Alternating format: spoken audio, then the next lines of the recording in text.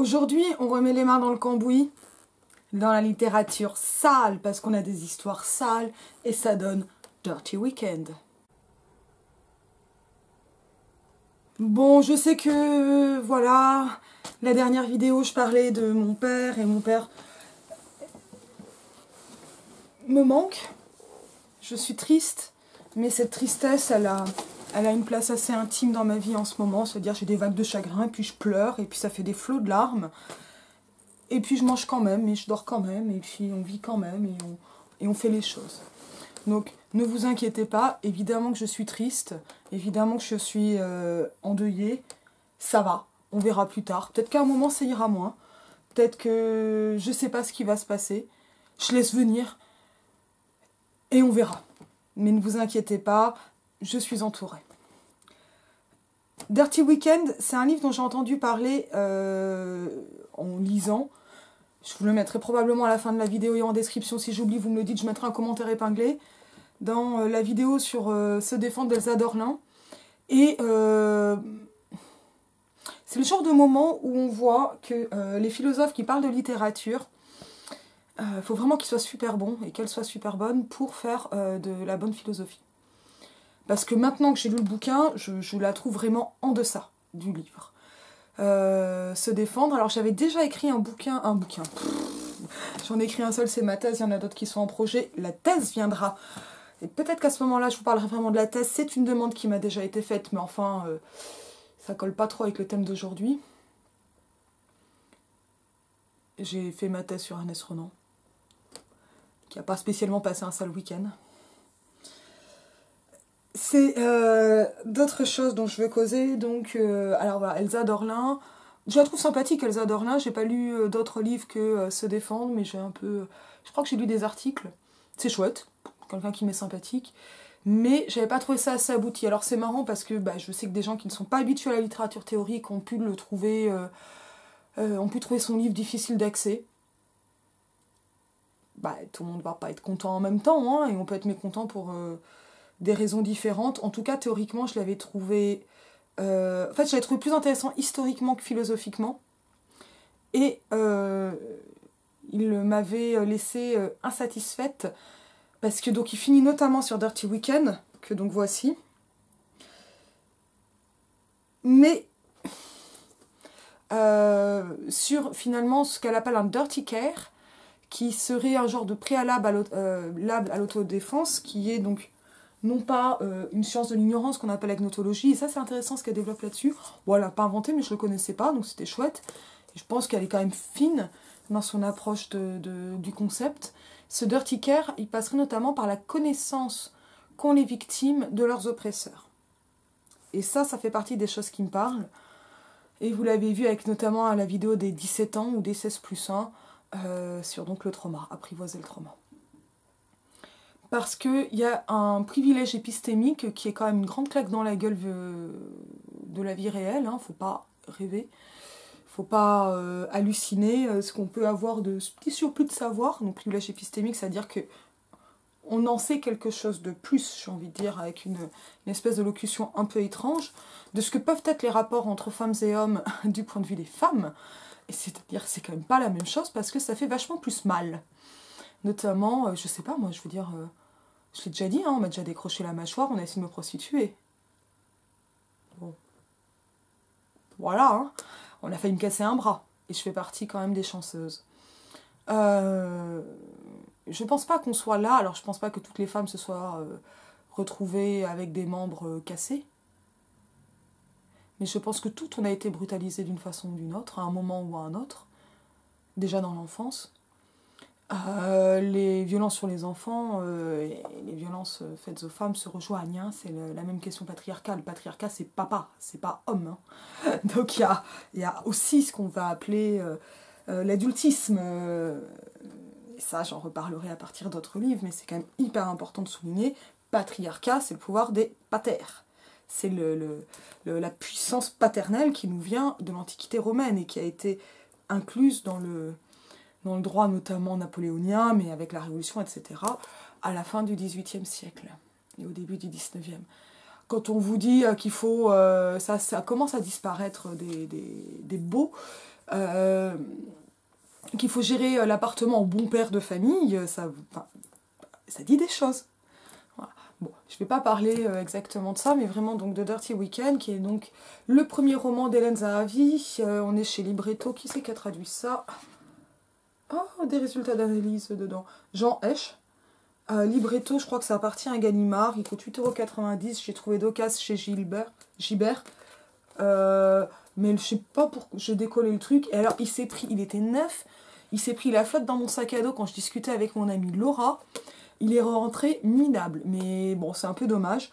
Bon, mais c'est comme ça. Donc 91 en Angleterre, c'est le dernier livre qui a été... Alors, je sais plus si c'est condamné pour immoralisme ou carrément censuré. Donc le premier roman d'Hélène Zahavi, il y a eu un film que je n'ai pas vu.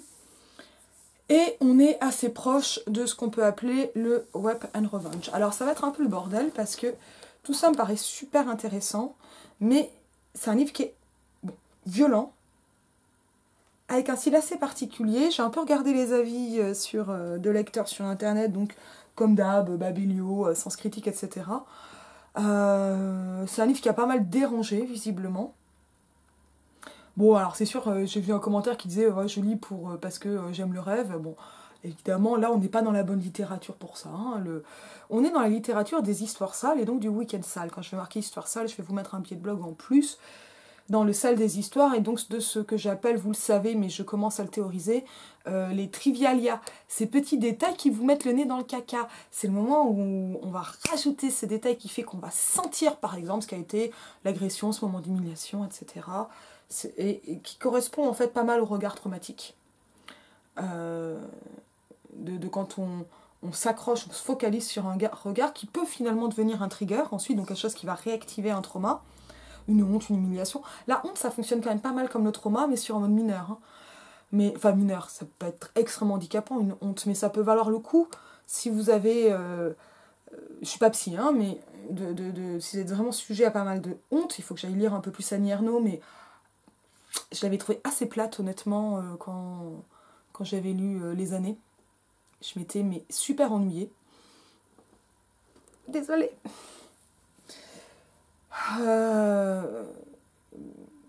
C'est pas l'écriture du détail qui me dérange. C'est la platitude. Mais on en reparlera et peut-être que je ferai une vidéo pour expliquer pourquoi Les Années ne m'ont pas plu. Mais peut-être qu'avant ça, je vais lire Les Armoires et surtout La Honte. C'est la honte qui me fait envie, si je puis dire. Mais c'est une question qui m'intéresse beaucoup, celle de la honte, parce que la honte accompagne le trauma aussi. Et puis on a des hontes qui sont pas traumatiques, hein, tout n'est pas trauma. On va le garder. Hélène Zahavi, visiblement, c'est pas grand chose d'elle. Elle est née en 66, elle est romancière et scénariste. Elle vit à Londres de temps en temps, visiblement à Paris. En tout cas, là, ça se passe à Brighton. Et on va suivre l'histoire de Bella. Alors, j'avoue que je me demandais un peu pourquoi elle s'appelait Bella avec un nom aussi falot. Mais en fait, c'est logique. Parce que, et là, ça va parler, je vais peut-être aussi mettre le billet de blog, de ce que l'on peut appeler parfois un privilège de beauté. Bon, Mona Chollet et Beauté Fatale permettent de voir que c'est un peu compliqué et surtout que c'est une contrainte, la beauté. J'analyse vraiment l'exigence de beauté qui n'est pas en fait une exigence. Alors, c'est mieux ça peut apporter des avantages hein, d'être considérée comme une jolie fille. En fait, ce sont des avantages qui sont à double tranchant, très clairement. Et pour le dire, on va dire super crûment, quand j'ai pu entendre un de mes ex m'expliquer que jolie comme j'étais, que belle comme j'étais, c'était même le terme qu'il a employé, c'était logique que j'ai été violée, que lui-même l'aurait fait, et puis d'ailleurs il l'a fait, j'ai trouvé que le privilège de beauté, c'était quand même une grande claque dans ma gueule, quoi. On va pas non plus se mentir. Mais ce n'est pas la beauté, la raison de l'agression ou d'un viol, etc. C'est l'opportunité. Et après, en fait, il va y avoir des modalités différentes selon si on correspond ou non au standard. Le fait la contrainte de beauté n'est pas tellement une contrainte de beauté, mais de soin, de se maquiller, etc. Alors qu'il va être plus forte sur des femmes grosses, par exemple. Parce que comme on va considérer, ça je vous parle des préjugés, hein, c'est pas du tout mon avis, mais comme on va ramener le poids à une forme de fainéantise, eh bien en étant d'une femme grosse, on va plus facilement attendre qu'elle soit rigolote et apprêtée pour rattraper ce qui est considéré comme un surpoids, et donc ainsi finalement donner d'autres gages. Et en fait la beauté c'est ça, c'est donner des gages. je sais qu'en ayant un physique assez standard, le fait d'être en pantalon t-shirt passe beaucoup mieux.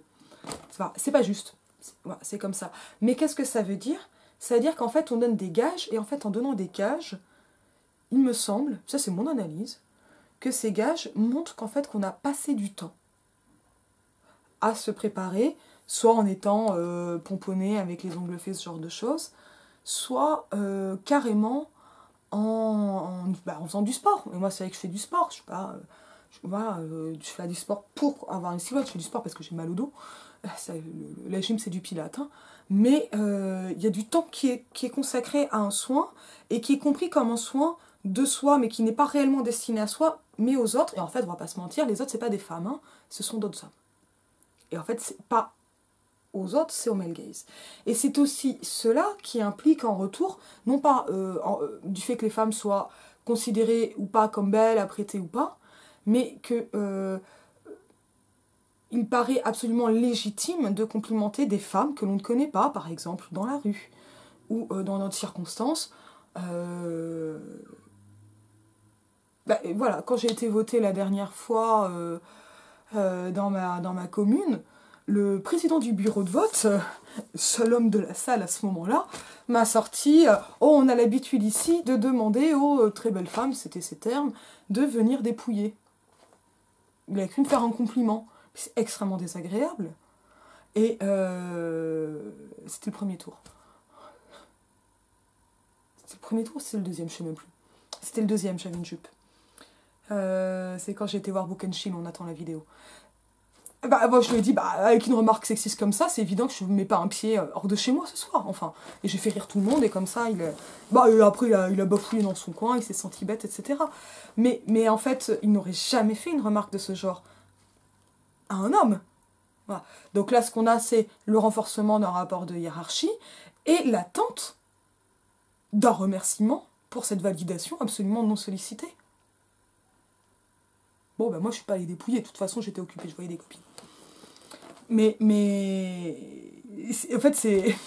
En plus pour me demander un service, mais voilà, et ça, c'est ça. Et je pense vraiment que les critères de beauté, qui sont donc des critères donc, de normes physiques, de corps globalement mince, souvent de peau blanche ou assez claire, light skin, etc., donc des critères plutôt occidentaux, hein, mais qui ne restent pas en Occident, on le sait, ou sur des personnes de type caucasien. Ça me dérange de dire tout ça, mais j'essaie d'être prudente, mais forcément je vais dire de la merde. Ces critères-là, ils sont là pour donner des gages. Et en donnant des gages, on montre qu'on a passé du temps, et ainsi qu'on est déjà servile même dans la solitude, et déjà dans cette soumission. J'ai lâché la coquetterie par flemme, avec une grosse dépression, parce qu'en même temps la coquetterie elle a un revers, c'est qu'elle va faire qu'on est considéré un peu comme des idiotes. Et ça j'en ai pas mal discuté avec une amie normalienne que j'ai perdue de vue, qui en fait refusait de s'apprêter alors qu'elle en avait envie, mais parce qu'elle avait peur de passer pour une fille idiote en s'apprêtant. Alors que il y a des choses qui sont bien plus possibles que ça. Mais c'est clair qu'à l'époque où j'étais habillée en pin-up, où je sortais pas sans talons hauts ni chapeau, ni sans maquillage, on m'a vraiment prise pour une idiote. Et quand j'expliquais qu'à l'époque j'étais inscrite dans 2 masters, j'ai suscité de l'agressivité. Parce que il fallait que je reste idiote. Bon, voilà, il y a quelque chose comme ça d'assez tendu. Et donc, j'ai mis du temps, même à la lecture de Se défendre d'Elsa Dorlin, hein, pour une philosophie de l'autodéfense, à comprendre pourquoi le personnage de ce roman, Dirty Weekend, s'appelle Bella. Mais en fait, c'est logique, puisque on est dans cette question-là. Alors, Bella n'est pas spécialement super belle, mais en tout cas, elle va attirer des prédateurs. Alors, qu'est-ce qui arrive à Bella ? Bella, c'est une nana qui n'a pas une vie très marrante. Alors, il y a un ton très particulier à ce livre, hein. J'ouvre, page 7, donc là, ça c'est en édition 91-2012, ça doit être pour l'édition Libretto, non 2000 pour cela, je comprends pas tout. Voici l'histoire de Bella qui se réveilla un matin et s'aperçut qu'elle n'en pouvait plus. Et ça, c'est aussi un truc qui me parle beaucoup, je vous mets un texte sur le pardon, mais qui est plus romanesque. Bella n'a rien de particulier, l'Angleterre est pleine de gens blessés, qui étouffent en silence, qui hurlent à voix basse pour ne pas être entendus des voisins. Vous les avez sans doute vus, vous les avez probablement croisés, vous leur avez certainement marché dessus. Trop de gens n'en peuvent plus, ce n'est pas nouveau, seul compte la façon dont vous réagissez. Bella aurait pu avoir une réaction décente, elle aurait pu réagir comme les gens décents, elle aurait pu remplir son petit ventre rond de barbiturique ou bien se jeter avec une belle désinvolture du haut d'une tour. Les gens auraient trouvé cela triste, mais pas inconvenant. Ah, pauvre Bella, aurait-il soupiré en jetant ses restes dans la terre à l'aide d'une pelle? Sans doute n'en pouvait-elle plus, aurait-il dit. Au moins avait-elle eu la décence de réagir avec décence. Mais la douleur et Bella ne faisaient pas bon ménage, elle fuyait la douleur avec l'espoir de lui fausser compagnie. Elle fermait les yeux et retenait sa respiration en espérant que la douleur passerait son chemin. L'idée même de trancher dans la peau pâle et transparente, de coucher son corps nubile sur la voie de chemin de fer qui relie Londres à Brighton, de se pendre au plafond avec un fil électrique autour du cou, n'est-elle pas élégante, odorante, en pendeloque? Cette idée suffisait presque à priver ses sphincters de leurs moyens. Bref, la douleur n'était pas sa tasse de thé. Peut-être y avait-il une autre raison qui l'empêchait de passer à l'acte, une raison qui la poussait à continuer, indifférente. Peut-être était-ce l'idée d'avoir vécu et d'être morte, sans laisser de traces. L'idée qu'en mettant fin à sa vie, elle n'aurait jamais eu de passé. L'idée que personne ne connaissait son nom. Car même si elle avait eu une vie médiocre, elle voulait que son nom soit connu. À défaut d'autre chose, elle voulait que son nom au moins soit connu. Certaines personnes sont douées pour la vie, d'autres pas. Bella n'était pas douée. Nul ne lui avait jamais appris comment faire, alors elle avançait en trébuchant dans le noir. Elle se heurtait au bon goût, elle se prenait les pieds dans le raffinement, elle se cognait la tête contre le mur en briques de la réussite et du bonheur éternel. Elle n'était pas très bonne à ce jeu, mais elle avait appris à être une bonne perdante. Perdre semblait lui convenir. C'était quelque chose de familier, comme une douleur qui a toujours été en vous, et qui vous manquera si jamais un jour elle disparaît. Le plus étonnant, c'est qu'elle n'en éprouvait aucune amertume. Elle voulait juste qu'on la laisse en paix, apparemment ce n'était pas trop demandé. Elle attendait peu, elle recevait encore moins, et remerciait Dieu de ce qu'il lui accordait. Elle s'était fait une place minuscule et pas question de le lui reprocher. Elle s'était creusé un espace dans un appartement en sous-sol, dans une rue qui descendait vers la mer. En été, elle s'étouffait de chaleur. En hiver, elle frissonnait. Elle passait ses soirées à chercher l'humidité. C'était une vie morne et grise, une forme de vie mutante, une vie avortée. Mais c'était la sienne, et elle l'acceptait ainsi. Rien n'aurait changé.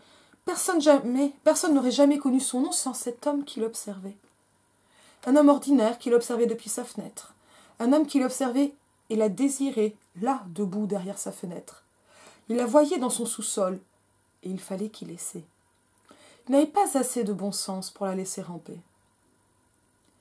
Il la voyait comme un récipient vide que lui seul pouvait remplir. Il s'imaginait l'attirant par les cheveux pour lui faire traverser la rue. Il s'imaginait plaquant sa main sur sa bouche pour la plier à tous ses désirs. Malheureusement pour lui, il imaginait trop de choses. Un petit esprit avec de grandes idées. Car Bella ne pouvait pas plier. Comme elle le découvrit, Bella ne pouvait que rompre. C'est le premier chapitre. On analyse ça rapidement.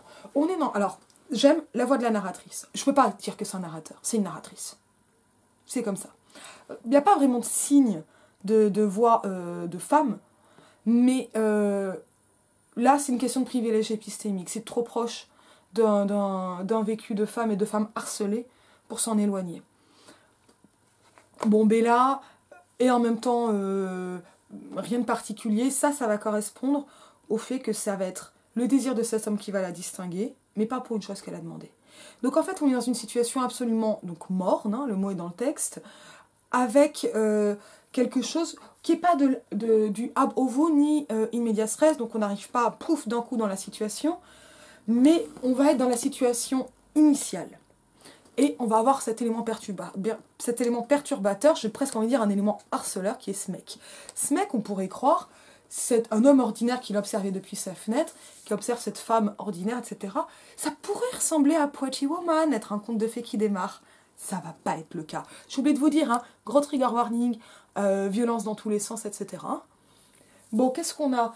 On a plein d'annonces de quelque chose, donc d'une situation initiale qui va basculer. Ça, on l'a sur pas de réaction décente sur... enfin, elle ne réagit pas de façon décente à sa douleur. Et en fait, il y a un gros rapport à la douleur qui va donc du côté de ces Trivialia et qui va donc expliquer avec une petite analepse sur le passé de Bella, mais on aura assez peu de choses quand même. J'y reviens ensuite. Mais donc, ce qui va se passer... Je vais spoiler, hein. On divulgage ici. On est là pour parler du livre. On n'est pas là pour dire lisez-le.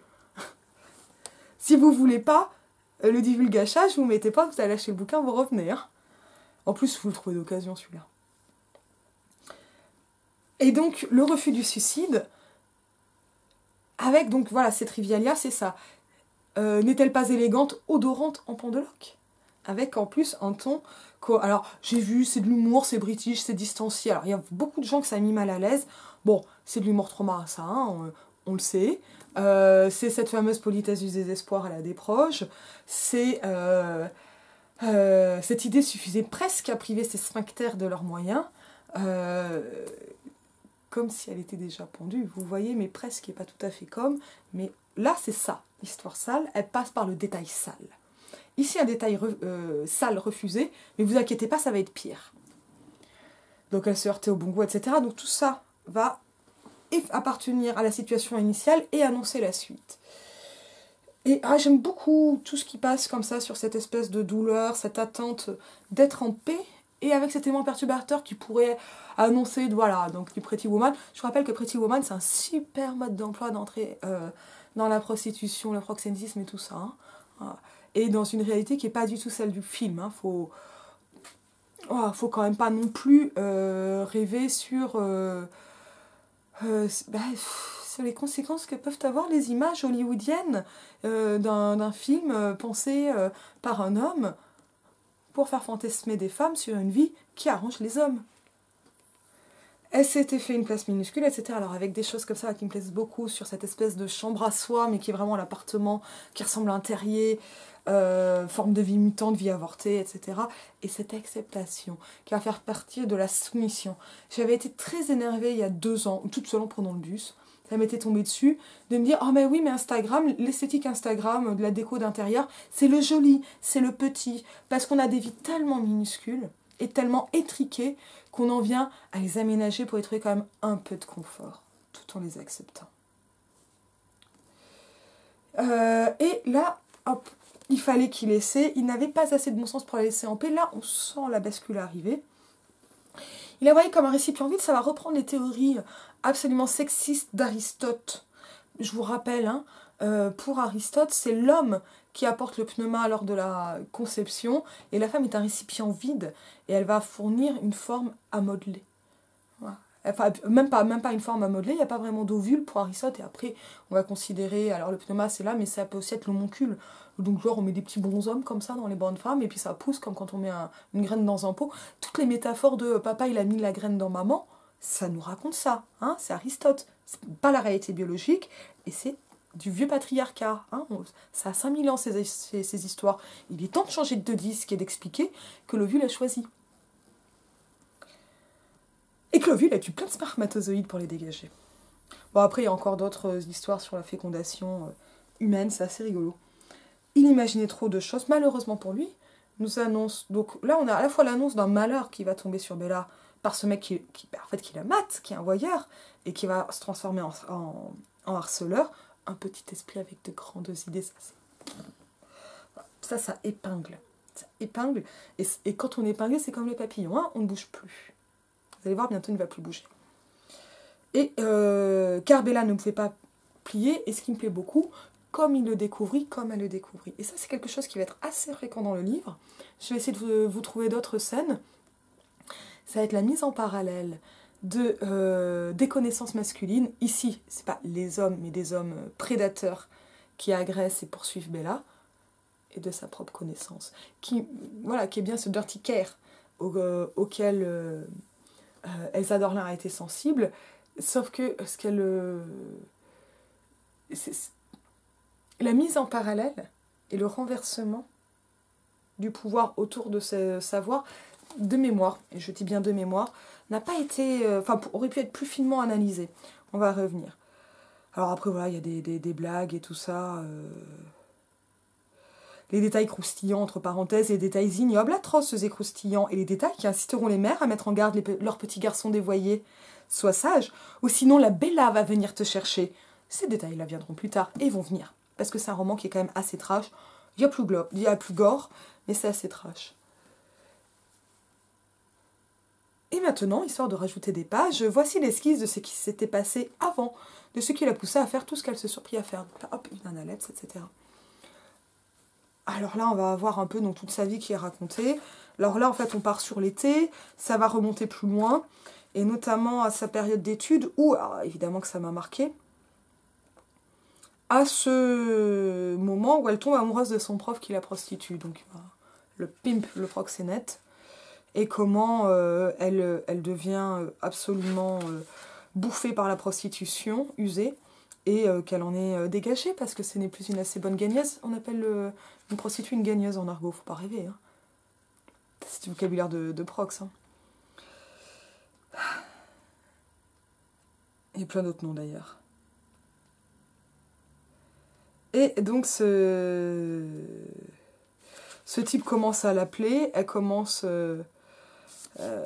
elle entend les horreurs qu'il lui balance, et moi ça me rappelle ce type qui m'avait suivi dans la rue pour m'expliquer comment il voulait me torturer alors qu'on passait devant l'hôtel de ville de Bordeaux, plein de flics, et que je lui disais qu'il fallait qu'il se dégage, et que personne n'a réagi, et que lui m'expliquait comment il voulait me torturer dans l'oreille, et que je lui menaçais de le frapper, enfin, et qu'il me disait baisse les yeux salope, quand je lui dis de dégager, devant la police. Avant MeToo, tout ça, mais venez pas me parler de privilège de beauté, hein. Ça marche pas, le privilège de beauté. C'est pas vrai.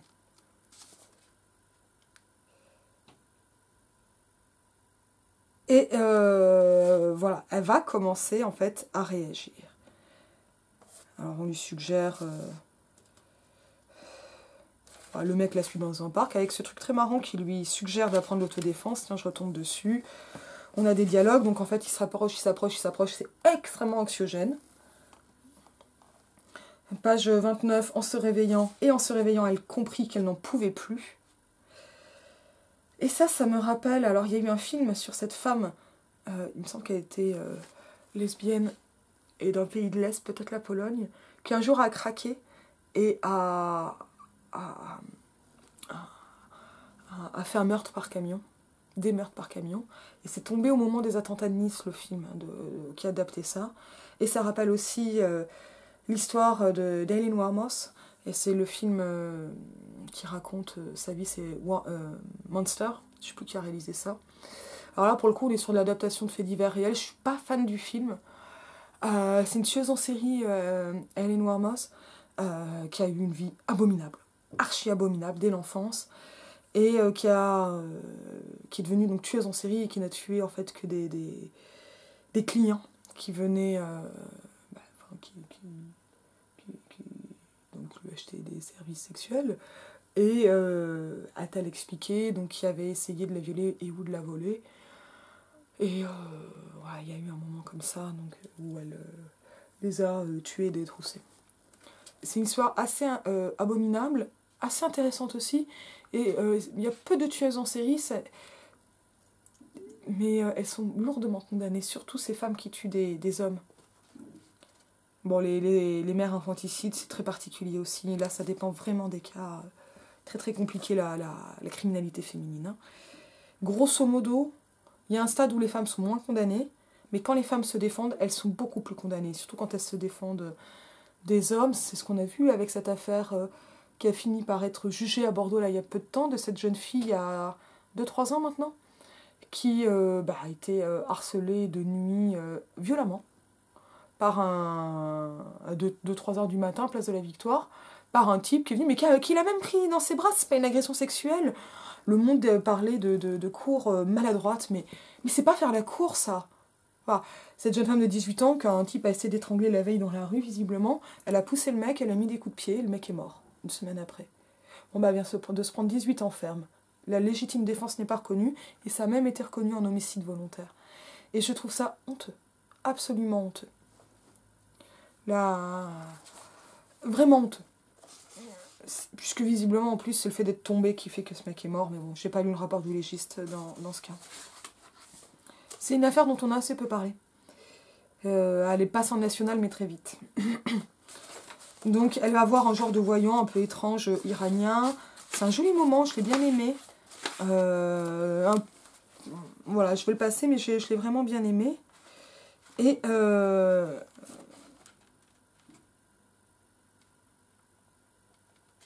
va... voilà, un soir, elle va chez ce mec qui la harcèle.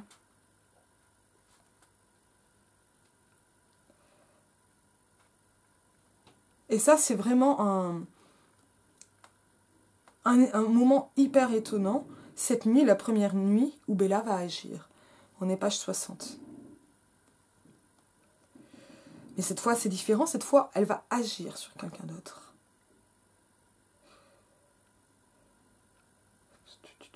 Et donc, elle sort. C'est quelque chose de nouveau pour Bella. C'est une première pour Bella. C'est souvent répétitif comme ça, mais ça a du sens. Parce que ça avance par petits pas. Un petit pas justement pour Bella, mais un grand pas pour les femmes. Elle n'a encore jamais fait ça.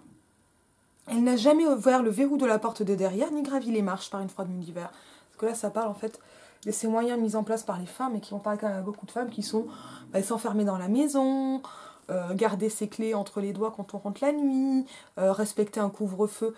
Il y a ça apparaît régulièrement sur Twitter. Vous feriez quoi, les filles, s'il n'y avait pas d'hommes dans la rue la nuit? C'est fou, on sortirait.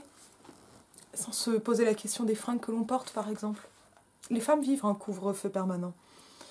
Elle reste là, dans l'herbe, à la lumière des étoiles. Elle sourit intérieurement en respirant l'air. Pour ça qu'il y a des marches de nuit, en fait, pour reprendre les rues. Je pense vraiment qu'en tant qu'homme, on ne se rend pas compte à quel point on est enfermé en tant que femme, même en ayant l'air émancipée, même en ayant l'air forte. Enfin, je prends pas un octilien parce que je suis en banlieue. Je vais soit prendre un Uber, soit rester dormir, soit je me démerde pour prendre un métro. Et même dans le métro, je fais attention. Enfin, faut arrêter de rêver, hein. Nos vies ne sont pas les mêmes, on vit pas dans le même monde. La frais de la nuit, quand tout est calme, que rien ne bouge, et que les citoyens respectueux de la loi sont couchés. Alors c'est toujours un petit ton comme ça, un peu moqueur, qui va annoncer et un peu dramatiser. Et donc elle rentre chez ce mec, qui est chanceux parce que lui, il dort avec une fenêtre ouverte, sans verrou, sans peur. Et la peur va changer de camp. Alors ici, c'est étonnant parce que je vous dis, la peur va changer de camp. Et en fait, c'est intéressant, et je vais revenir dessus, mais c'est un fantasme féministe.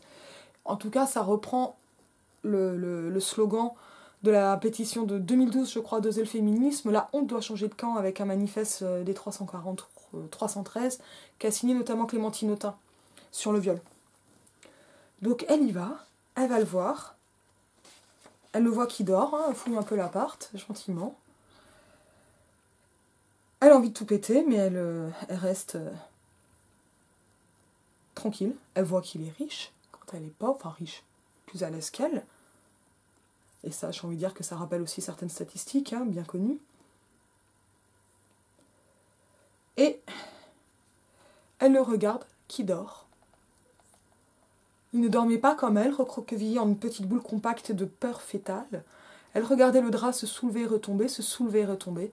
Sa tête dessinait une forme sombre sur l'oreiller.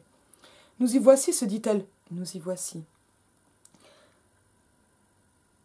Elle s'approcha, elle avait l'estomac vide. La faim et la haine lui donnaient des vertiges. Elle contempla cet homme qui chuchotait, cet homme endormi qui chuchotait et la menaçait. Une menace même de la vitrioler. Cet homme malveillant qui avait gâché son existence. Elle se tenait près de son lit, elle s'était introduite chez lui et elle se tenait près de son lit. Elle était masquée, armée, et elle n'avait pas peur. Et donc, elle va une scène assez étrange où... Bon, voilà, il y a une petite hésitation et puis elle y va. Elle l'excite, elle le réveille et elle le terrifie.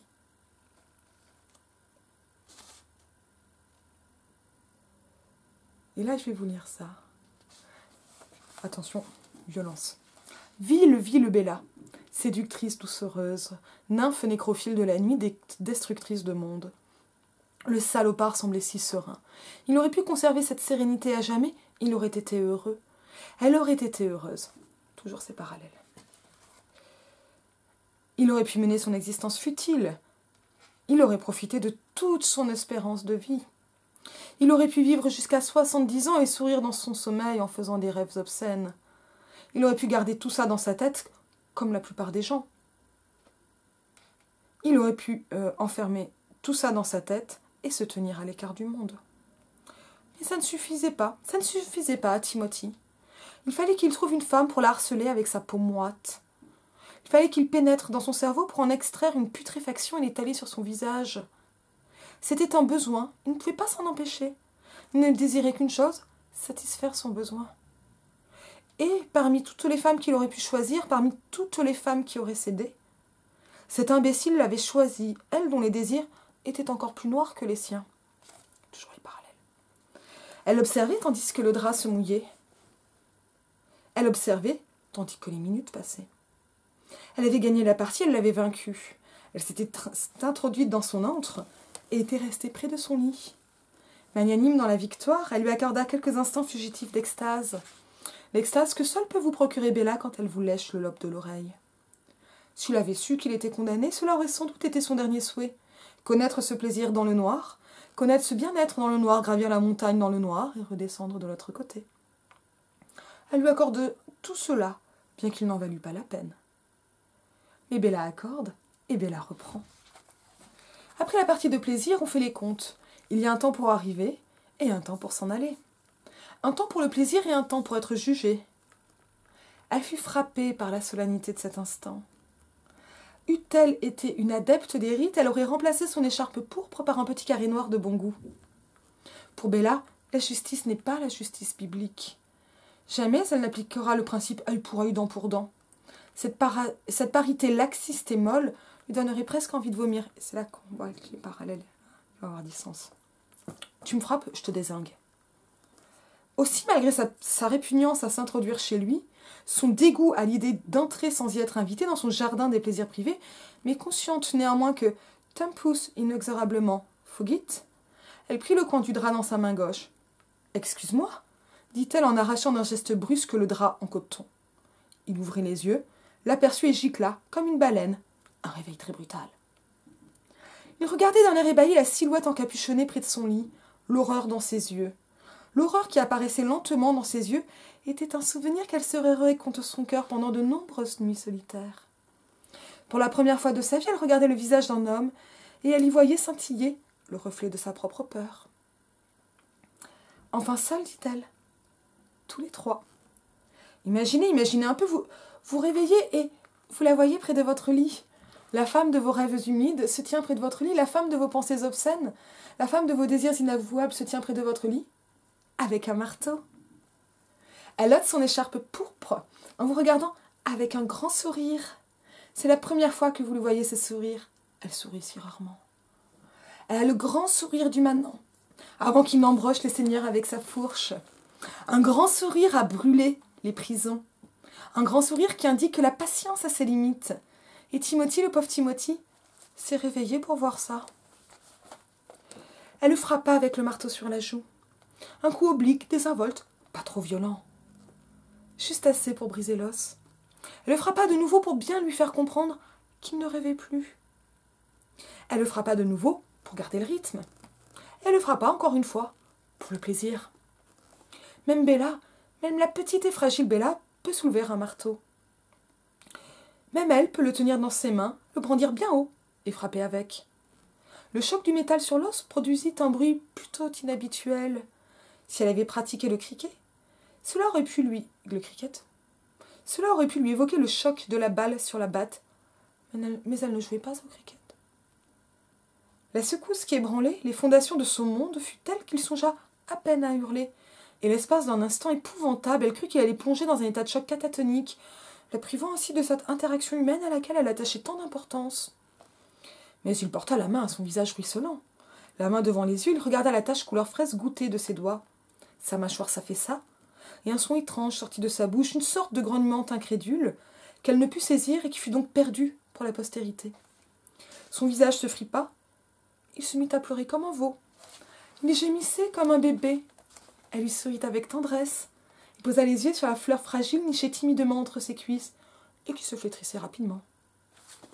Elle éprouva le besoin impérieux et inexplicable de lui parler, de combler ses lacunes, d'humaniser celui qu'elle s'apprêtait à pulvériser. « Eh bien, dit-elle gaiement, c'est amusant, non ?» Le papotage n'était pas son fort. Elle le frappa de nouveau, lui brisant le nez. Le sang jaillit. Il s'était redressé dans le lit. Ses larmes rosissaient presque le sang qui coulait dans sa bouche ouverte. Il ne savait pas s'il devait protéger sa tête, son nez ou son bas-ventre. Mais elle n'aurait jamais martyrisé ses parties génitales tremblotantes. Elle n'est pas du genre à frapper un homme sous la ceinture. Les choses ne se passaient pas très bien pour Timothy. Timothy était dans un état de profonde confusion. Et Bella, parce qu'elle l'empathise, parce qu'elle est une personne sensible dont les terminaisons nerveuses frémissent au moindre contact, comprenait la terreur cosmique qui avait dû s'emparer de lui. Elle comprenait la peur qui devait lui nouer les tripes, elle comprenait la panique vomitive qui devait bouillonner en lui. Elle comprenait parce qu'elle était passée par là. Elle avait suivi cette route, elle avait traversé ce tunnel avant de ressortir de l'autre côté. Mais ce qu'elle ne comprenait pas, ce qu'elle ne parvenait pas à saisir, c'était pourquoi il n'avait pas tenté de lui arracher le marteau des mains. Ce qui l'intriguait, c'était pourquoi il restait assis là, émasculé, dans sa petite mare d'immondices. Il ne disait rien. C'était curieux de le voir sangloter et saigner ainsi sans rien dire. Curieux et pourtant familier. Comme s'il ne pouvait rien y changer, il devait le supporter. Pendant un instant, Bella se demanda quelle suite d'événements avait entraîné Timothy dans un tel pétrin. Peut-être que sa mère lui répétait qu'il était beau en le nourrissant de mouillettes. Peut-être lui disait-elle qu'aucune femme ne serait jamais assez bien pour son garçon. Et peut-être le croyait-il. Ou peut-être qu'elle appartenait à l'autre catégorie de mère, la mère qui n'a pas choisi la maternité. Peut-être qu'elle avait eu une crampe d'estomac, elle était allée aux toilettes et hop, il était sorti, figurez-vous. Rose, tout fripée, suintant de tous les orifices. Et peut-être que ce n'était pas son truc, tout simplement, cette lactescence. Peut-être qu'elle enfermait dans la remise à charbon, qu'elle le battait avec un tampon à récurer, qu'elle parlait de ses sous-vêtements avec les voisines ou qu'elle s'était occupée de ses affaires le jour de ses 16 ans. Quelle que soit la façon de voir les choses, la faute incombe à maman. Pauvre petit Timothy, pauvre petit Tim. Ce n'est absolument pas sa faute, ce n'est vraiment pas sa faute. On voit sans cesse de pauvres petits Timmy à la télé, les détenus des quartiers spécialisés, les condamnés à perpète qui ont détruit des vies. Vous les voyez sur l'écran, essayant de réprimer un sourire moqueur dans leur tenue fraîchement lavée. Ils débitent tout leur baratin. Avec leur ton génial, ils vous parlent de la thérapie qu'ils ont suivie, comment ils ont réussi à en parler, comment ils sont parvenus à assumer leur acte. Et sous tout ce discours bouillonnant sous la surface, on perçoit les pleurnicheries du violeur, impénitent qui veut se justifier. En purgeant leur peine, ils pensent avoir payé leur dette à leur société. Sauf qu'ils n'ont pas pris la société comme victime, pas toute la société. Ils n'ont pas effrayé la société au point qu'elle n'ose plus marcher dans la rue. Ce n'est pas à la société qu'ils ont fait peur. Si vous les entendez dire qu'ils regrettent, ne les croyez pas. Ils ne regrettent jamais. Et d'ailleurs, ça ne changerait absolument rien. Mais s'ils le disent, si jamais ils osent le dire, ne les croyez pas. Ce sont des salauds et des menteurs pour qui la castration est la plus douce des punitions. Le moment est donc venu d'expédier Tim. Il est temps d'envoyer Timmy vers cette vanne dans le ciel. Elle saisit le marteau à deux mains et le brandit au-dessus de sa tête. Prépare-toi à rencontrer ton créateur, mais d'abord l'exécuteur. Après cette brève oraison, ces quelques paroles de circonstance, ce court poème que la toujours poétique, toujours créative Bella invente de temps à autre, elle abaissa le marteau, elle frappa de toutes ses forces. Puis hop, ça continue. Alors, qu'est-ce que je peux dire de ce long passage en passant comme ça? Ça nous met en parallèle, mais en fait, ça fait une inversion qui ne peut pas fonctionner comme inversion, et c'est là que c'est montré. Et c'est pour cela que ce passage sur les violeurs en prison que l'on entend, ce n'est pas à la société qu'ils ont fait peur, est si important. Et c'est en ça que Bella n'est pas féministe, Bella est dans l'autodéfense individuelle, mais je considère le livre comme féministe. Parce qu'il va nous dire quelque chose de ça. Après, ce quelque chose, il est compliqué. Le ça, c'est la peur permanente du viol. Et le viol lui-même, qui passe par les agressions sexuelles, le harcèlement, et tout ce continuum des violences sexistes et sexuelles. Donc, dont Bella est une victime, à un moment, ça suffit. Et je me souviens avoir demandé à Christine Delphi un jour, mais pourquoi pas plus de violence, tant en stratégie féministe qu'en réaction, en fait? Pourquoi on n'a pas plus d'attentats, de nanas qui pètent des plombs? Et elle m'a dit, mais oui, pourquoi pas? Pourquoi n'en est-il pas plus? Et en fait, on est tellement empêché de cette violence que celle-ci n'arrive pas. Et je dois bien avouer, et en fait tout l'Arty Weekend m'a intéressé pour cela, qui est si compliqué à dire et à préciser, et je comprends pourquoi Elsa Dorlin en a parlé, mais en parlant que d'autodéfense et de dirty care, elle ne va pas assez loin. Et c'est maintenant qu'on y va. Vous me suivez? C'est parti. Ce que ça nous raconte, c'est un livre qui est cathartique. Et clairement, il plaira plus aux femmes qu'aux hommes, à mon avis. Parce que ce qui est très intéressant, c'est qu'elle ne l'a pas violée, elle l'a été avant, et elle voit que ça va lui arriver, et elle en empêche. Donc là, on va être dans une forme d'autodéfense, mais elle le fait avec un grand plaisir, parce qu'elle voit cette inversion. Et elle voit ce vieux gag, hein, des films noirs et blancs, du burlesque, ça s'appelle des slapstick, je crois. Le mot me revient plus, alors que j'ai déjà écrit sur le burlesque. Cinématographique, les chasseurs devenant chassés. C'est sur ce principe que repose ce bouquin, et c'est notamment là-dessus que repose cet humour très grinçant, qui s'amuse à montrer comment on a une inversion, mais comment cette inversion donc, va me faire des parallèles qui ne vont pas jusqu'au bout.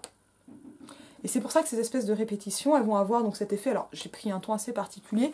Pour moi, c'est vraiment le personnage... Oh, j'ai oublié les noms, je suis nulle en nom de personnage. Dans Kill Bill, qui est vraiment un film super intéressant et super compliqué.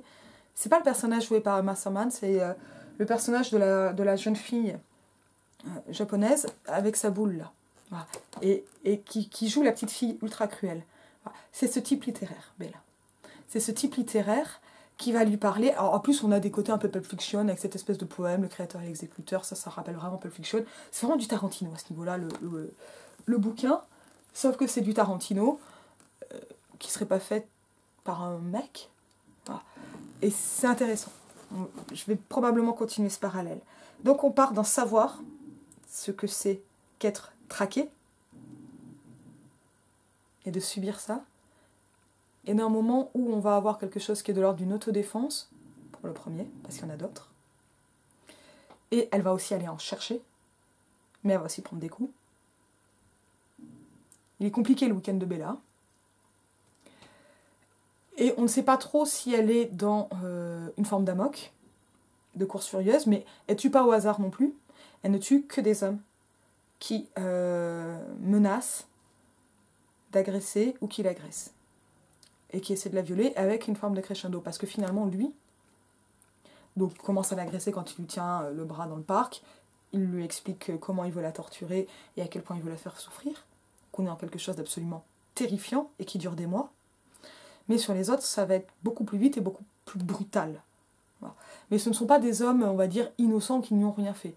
Ils sont tous coupables, soit sur elle, soit à un moment sur une autre femme. Et en même temps, sur ceux qui vont suivre, elle va aussi provoquer cette situation qui va la dépasser et qu'elle va à nouveau retourner. Et ça, c'est super intéressant. Parce que donc on est sur un bouquin qui peut être extrêmement cathartique. C'est un livre qui m'a fait vraiment mal au ventre, sur l'angoisse du début, qui m'a beaucoup amusée, et qui m'a fait un bien monstrueux. J'ai vraiment envie de dire monstrueux, parce que cette débauche et cet excès de violence, parce que là, la réponse au marteau, elle répond à des menaces extrêmement violentes, mais qui restaient verbales. Mais dont on savait qu'elles allaient se réaliser. C'était évident qu'elles allaient se réaliser. Et elle coupe un scénario pour aller vers un autre. Et avec une cruauté et un plaisir qui ne sont pas cachés, mais qui au contraire sont exhibés. Et ça, ça veut dire que le plaisir monstrueux que j'ai pu ressentir à la lecture, c'est un plaisir de vengeance. C'est aussi un plaisir de mise en scène, d'une certaine force, de mise en scène de soi. Mais c'est un plaisir qui m'a aussi mise mal à l'aise. C'est en ça qu'on peut avoir une catharsis, genre, est-ce que je me débarrasse de ça? Alors c'est un vieux fantasme, hein. Je me dis que quand même, si on commençait à avoir des nanas qui se baladent avec des fusils de chasse à l'épaule, peut-être qu'on se prendrait moins de mains au cul, en fait. Vous croyez pas? Et je pense vraiment qu'il y a une impunité des hommes, parce que les hommes, globalement, n'ont pas assez peur. Et qu'ils refusent d'avoir peur. Tout le mythe de l'ascenseur, d'oh là là, on va plus pouvoir monter avec une femme sans se prendre un procès, alors que, on le sait, c'est encore un truc qui est ressorti avec l'affaire PPDA, Je veux dire, j'ai déjà été agressée dans un ascenseur. Hein. On est venu m'emmerder parce que dans la vidéo avec Tiffen, une femme en plus, j'avais dégagé le mec et que je m'étais moquée du mec qui voulait absolument que je passe devant lui. Mais arrêtez de rêver. Je veux dire, dans cet ascenseur de ma résidence, j'ai déjà été tripotée pendant que j'essayais de sortir de l'ascenseur, alors que je ne voulais pas sortir la première, en frôlant ce mec. Arrêtez de rêver. Arrêtez de rêver. Ce sont des stratégies de frottement, de frôlage, de mise en danger, et c'est moi qui décide ce que tu vas faire. Arrêtez de rêver. Il y a un moment où, si je me fous de la gueule d'un mec comme ça dans un ascenseur, c'est peut-être parce qu'il y en a déjà eu 15 qui m'ont tripoté dans l'ascenseur ou qui ont essayé. Ou qui m'ont dit, de toute façon, je viens de te retrouver ce soir dans ta piole. Ou qui essayaient, quand j'étais en foyer de jeunes des travailleurs, d'avoir mon numéro de chambre pour frapper à la porte. Mais vous vivez dans quel monde? Vous croyez vraiment que si j'envoie chier des types qui me harcèlent dans la rue, c'est juste parce que je suis de mauvaise humeur? Mais c'est parce que si je ne les envoie pas chier, ils me collent au cul. Et quand je gueule plus fort, je risque de me manger un pain, mais dans 99% des cas, je leur fais peur. Et je leur fais une peur dont ils n'ont pas l'habitude. Et parce que quand je me retrouve maintenant harcelée dans la rue, alors il y a encore des cas où je m'en fous, j'ai pas le temps, ou j'ai peur, ça arrive aussi, oui.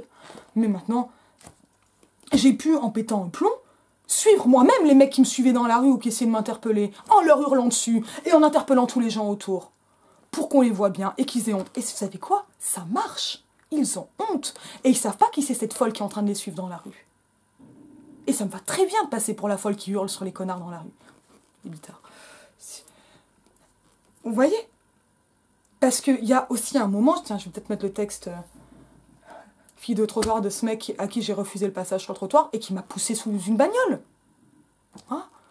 Sur la route, rue des Martyrs, à Paris, à côté de Pigalle. Juste parce qu'il était en colère, parce qu'il voulait doubler quelqu'un et que je ne me suis pas écartée.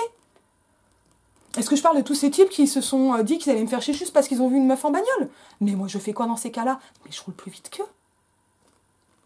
Parce que là, c'est ça en fait qui est important dans ce bouquin à comprendre et qui me met aussi mal à l'aise et qui fait que ce livre est un plaisir à lire. C'est que oui, on n'en peut vraiment plus et que c'est vraiment dangereux. Et mon amie Maëva, une de ses vidéos a été dédiée à Maëva. Et normalement, vous savez ce que ça veut dire. Quand en regardant Mulholland Drive, ce film qu'elle adorait, et qui a été absolument mystique pour elle, a vu deux abrutis finis venir dans la salle juste pour rigoler parce que des femmes s'embrassaient à l'écran, eh ben, elle s'est levée, elle a sorti son couteau. Et elle n'a pas planté son couteau, mais les mecs ont dégagé. Parce qu'ils savent très bien qu'une nana qui pète les plombs, c'est super dangereux. Parce qu'on a des raisons de péter les plombs. On a beaucoup de raisons de péter les plombs. Et il y a aussi un moment où ça ressort. Et donc, on peut parler de colère. Mais ce que je trouve vraiment important dans Dirty Weekend, c'est de parler de cette haine qui fait qu'il y a un moment où on s'en tape des conséquences. Et cette haine, elle n'est pas permanente. Elle peut amener à la misandrie. Alors concrètement, je ne suis pas misandre. Vraiment. Mais, en fait, je n'ai plus le temps de discuter avec des gens qui ne peuvent pas entendre le degré de violence que je me suis mangé dans la gueule et de ce que ça peut vouloir dire. Et qu'on porte aussi les peines des amis. Et on porte aussi les amies qui sont mortes des peines qu'elles ont subies. Comme Maëva. On les porte, ces filles. Et elles sont là.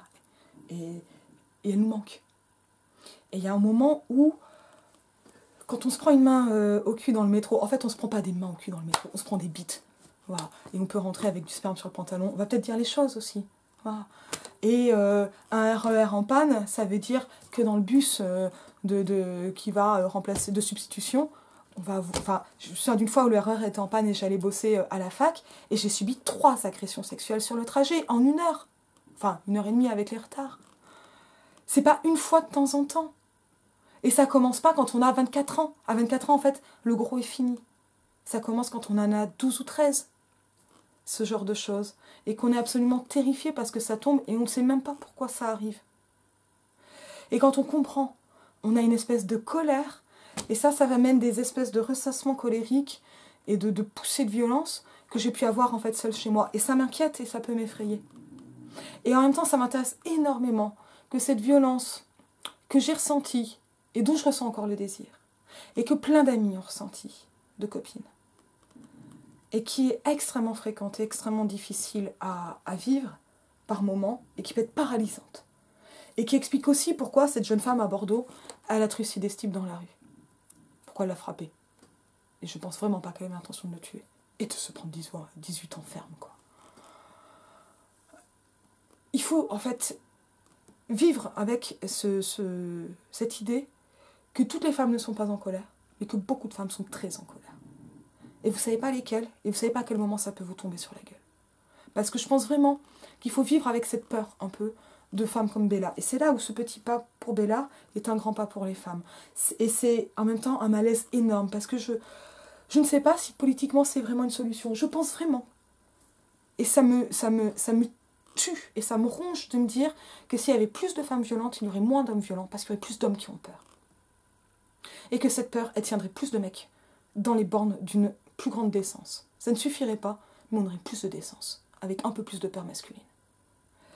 Et je n'ai pas d'autre solution que ça. Mais quand je vois que les types qui viennent me harceler dans la rue, je me rappelle de ce type-là, j'attendais pour traverser à Saint-Laz, pour m'acheter des clopes, et il y a un mec comme ça qui me dit bonjour, bonjour. Voilà, j'étais juste sortie de ma thèse pour acheter des clopes et faire un tout petit tour. Je crois que j'ai bouffé une gaufre à Saint-Lazare, un truc comme ça.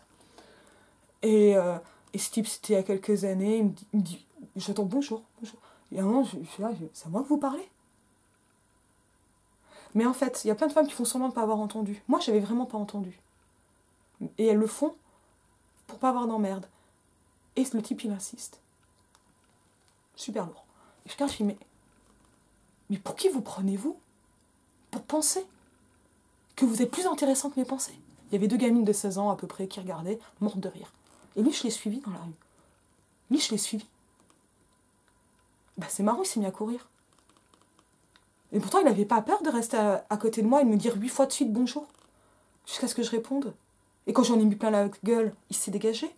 Alors quoi? Je suis méchante? Non, je suis saoulée. Je suis super saoulée de la violence que j'ai subie. Et c'est un peu de cette violence qui ressort, comme ça, de temps en temps, quand quelqu'un estime réellement que je lui dois du temps. Et moi, j'étais vraiment en train de penser à ma thèse, et ce type m'a mise en colère. Et ce type m'a gonflée, il m'a fatiguée.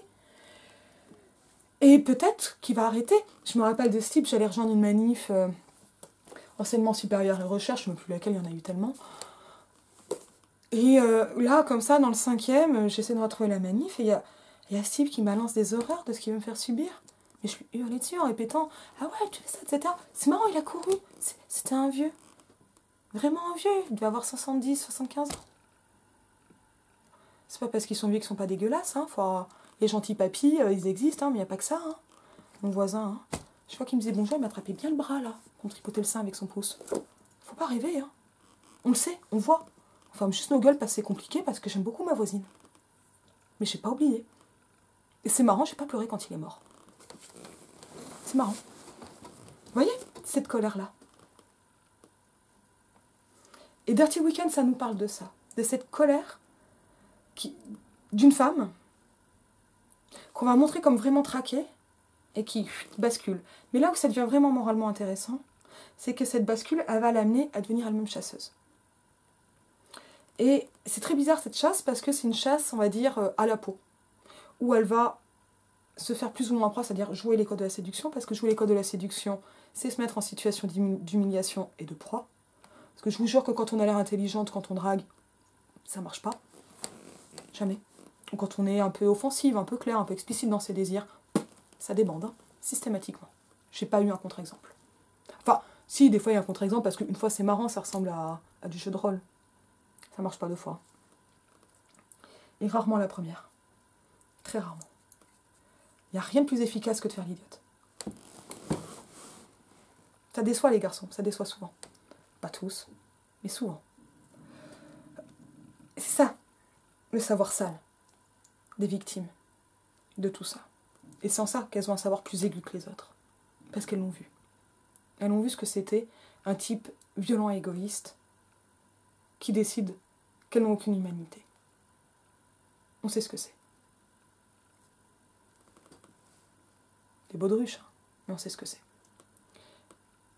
Et en même temps, moralement, donc ça, moralement, on peut se dire, il y a un truc qui n'est pas illogique. Et ça amène tout ce genre de film qu'on appelle le weapon revenge, viol et revanche. Et c'est un genre qui est très discuté chez les féministes, en mode, est-ce que c'est un fantasme masculin de comment une victime réagirait, assez souvent, ou autre chose. Et je trouve hyper intéressant parce que Dirty Weekend, parce qu'il fait quelque chose que fait Death Proof de Tarantino, qui a un weapon revenge très bizarre. Là aussi, je peux mettre un billet, mais alors je vais en oublier. Parce que Death Proof, Boulevard de la Mort, c'est un film de bagnole. Il va montrer un tueur fou à la bagnole, voilà, qui vient tamponner les meufs. Ils violent pas vraiment, mais on est vraiment dans un jeu de chasse, etc. C'est un film qui a été tourné, réalisé par Tarantino pour pour offrir un beau rôle à sa cascadeuse fétiche, qui joue donc plus ou moins son rôle, enfin pas son rôle de cascadeuse, mais qui joue dans le film. Impressionnant, niveau cascade, ultra impressionnant. Tant moi je suis pas très voiture, mais ce qui va se passer, c'est qu'on va avoir une première scène où ce type qui a bricolé une voiture mortelle va réussir à tuer une bande de copines, et il va tomber ensuite sur une autre bande de copines, 6 mois plus tard, qui, elles, vont renverser le truc, alors qu'il a commencé, mais un tout petit peu. Et en fait, la construction du film fait que moralement, on se sent d'abord bien, parce que nous, on sait qu'ils sont méchants, que le mec est méchant, il est tout seul. Et donc les filles se vengent. Sauf qu'en fait, les filles, elles ne savent pas ce qui est arrivé aux autres femmes. Elles ne le savent pas. Et c'est là où c'est intéressant, et c'est là en fait où Dirty Weekend pose ce même problème moral. Et je ne l'ai pas résolu. Parce que Bella, quand elle fracasse Timothy à coups de marteau, ça paraît pas illégitime, quoique disproportionné. Et en tant que légitime défense, on n'est clairement pas dans la proportionnalité. Mais on voit bien que la proportionnalité, elle ne permet pas de se défendre. Les femmes qui sont victimes de harcèlement, par exemple, de la part de leur ex-conjoint, ont souvent déposé plainte, on le sait. Et souvent plein de fois, et elles n'ont pas été protégées. Et elles meurent. Elles ne meurent pas toutes seules, et elles sont fracassées par leurs ex, notamment. Donc Bella, elle ne se pose même pas la question de la police, mais en fait, on sait que la police, l'ordre, etc., n'aide pas, ou très très peu dans ces situations-là. Peut-être un peu plus dans le cas où c'est pas un ex, mais vraiment pas beaucoup pour des menaces. Et Bella peut pas vraiment déménager, elle est pauvre. Et en fait, elle est déjà dans cette vitrine. Et puis il y a elle ne peut pas plier, à un moment elle va rompre. Et c'est la bombe à fragmentation. Et c'est ça, les petites répétitions, etc., elles vont du côté de cette hypervigilance qui devient du sadisme. Et c'est là où c'est vraiment sale, cette question. Dirty Weekend, c'est la même chose. Les autres mecs, bon, il y a des cas un peu différents, mais ils vont aussi avoir des comportements dégueulasses, mais pas à ce point-là. Et pas forcément son encontre à elle, et elle les a un peu cherchés. Elle a cherché. Parce que le livre, ça devient pas exactement une amok, donc une course meurtrière, parce que dans une amok, c'est un peu les fusillades de type Columbine, c'est assez proche de l'amok, même si on est aussi dans des lieux très spécifiques, etc. Ce qu'a fait les autres Rogers, c'est vraiment une amok, mais très ciblée, parce que Rogers, c'est un foutu misogyne, il a surtout tué des femmes à cause des femmes, tout ça, c'est les incels, ça. Ils sont dangereux, les incels, faut arrêter de dire « Oh, les pauvres mecs et la misère sexuelle ». Non, non, non, non, les femmes ne doivent pas de sexe aux hommes. Les hommes ont le droit de se contenir. La plupart des hommes se contiennent d'ailleurs, parce que sinon ça sera un bain de sang perpétuel, quand même. Tous les hommes ne massacrent pas leur petite amie, évidemment, on le sait. Mais par contre, on est très nombreuses à avoir peur d'être massacrées. C'est ça, en fait, qui fonde une inégalité fondamentale dans notre société actuelle. Donc c'est pas une amok parce que c'est pas au hasard, c'est ciblé. Et ça vient donc dans le passé personnel du personnage, ça vient donc il va quand même donner une petite profondeur au personnage, elle est souvent présentée comme sans profondeur dans les avis. Là, je pense que ça dépend aussi du vécu trauma ou non que l'on peut avoir, et en fait de ce désir de revanche qui peut habiter, et est-ce que pour le coup cette catharsis fonctionne ou pas. C'est-à-dire, en fait, est-ce qu'on a quelque chose à catharsiser, si je puis dire, à purger. Et moi, ça m'a vraiment fait du bien là-dessus, vraiment. De le voir représenté en fiction. Alors que quand j'ai lu les détails du fait divers de Bordeaux, j'ai pas eu de catharsis. J'ai été super malheureuse pour cette jeune femme, et j'aurais aimé qu'il y ait au moins un homicide involontaire. De retenue, et non pas un homicide volontaire, qui me paraît vraiment injuste. et que la question de la légitime défense soit quand même prise en compte, juridiquement. Mais elle n'est jamais prise en compte, la légitime défense pour les femmes. Les femmes n'ont pas réellement le droit de se défendre dans le monde dans lequel on vit. Jacqueline Sauvage, etc. Et Jacqueline Sauvage a été condamnée, elle a été graciée. C'est pas la même chose. Et parce qu'il y a eu quand même un grand mouvement derrière elle. Et c'est là où ça devient intéressant.